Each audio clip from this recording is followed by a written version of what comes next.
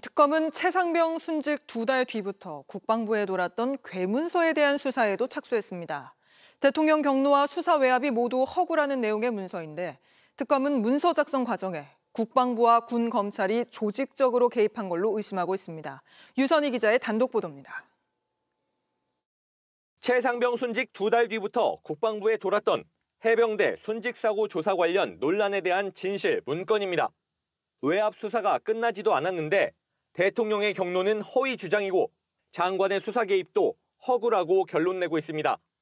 당시 국방부는 국방정책실이 내부에서 돌려보기 위해 만든 문서라고 했지만 국방부 내 주요 지휘자들도 있을 것이고 또 정책 자문위원들도 있을 텐데 그런 분들께 관련 내용을 공유하기 위해서 이 문서를 누가 왜 썼는지는 밝혀지지 않았습니다.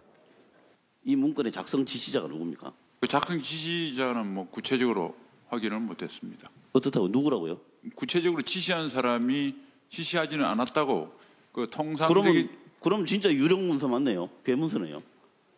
순직 해병 특검팀은 문서 작성에 국방정책실뿐 아니라 군 검찰, 법무관리관실, 장관 보좌관실 등이 조직적으로 개입한 것으로 의심하고 있습니다.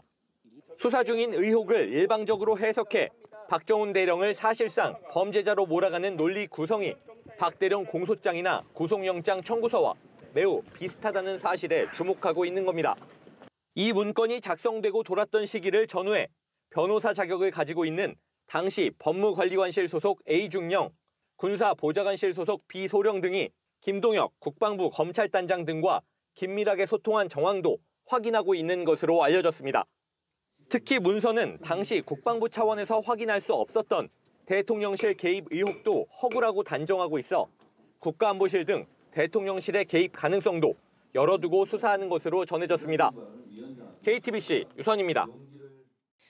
이 괴문서는 모두 12쪽으로 VIP 경로는 허구, 보고서 이첩은 명백한 항명행위, 이런 국방부의 일방적 주장이 구구절절 담겨 있습니다.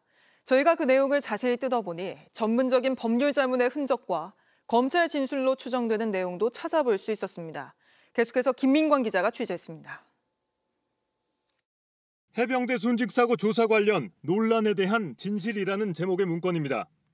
최상병 순직 약 2달 뒤인 2023년 10월경 작성된 것으로 추정되는데 당시 군과 국방부 내부에서 광범위하게 회람됐습니다.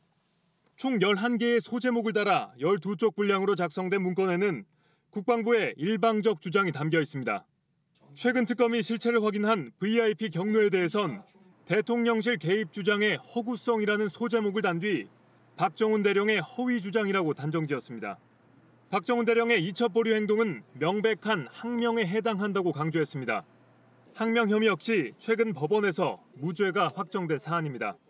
당시 국방부는 해당 문서는 지금까지의 설명을 정리한 것뿐이라고 주장했습니다. 공적인 어떤 지위를 가지고 있는 문서가 아닙니다. 그리고 그걸 공적으로 우리가 발표했거나 퍼블리시한 문서도 아닙니다. 지금까지 설명했던 자료를 정리한 문서입니다. 그러나 문서 안에는 전문적인 법률 자문의 흔적과 군검찰 진술로 추정되는 내용도 담겨 있습니다. 이종섭 당시 국방부 장관의 이첩 보류 지시가 법적으로 정당한 행동이라며 국군 조직법과 군인복무기본법, 군사법원법 등을 근거로 제시했습니다.